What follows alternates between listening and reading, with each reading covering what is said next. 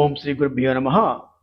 మహాశివరాత్రి రోజున మీ గృహంలో శివలింగంతో పాటుగా దేవతా యంత్రాలు, అలాగే అంగుష్ట పరిమాణంలో ఉండేటటువంటి విగ్రహాలు అన్నిటినీ కూడా మీరు పార్థివ శివలింగానికి అభిషేకం చేసేటప్పుడు అవన్నిటినీ కూడా ఒక ప్లేట్లో ఉంచి ఆ మధ్యలో శివలింగాన్ని ఉంచి కూడా మీరు అభిషేకం చేయవచ్చు. ఒకసారి మరలా మీరు మంత్రపూర్వకంగా ఈ యొక్క పుణ్యకాలములో లింగోద్భవ కాల సమయంలో మంత్రపూర్వకంగా అభిషేకం చేస్తే ఆ వస్తువులకు అనంతమైనటువంటి దివ్య శక్తి చేకూరుతుంది. ఎవరు కూడా మర్చిపోవద్దు.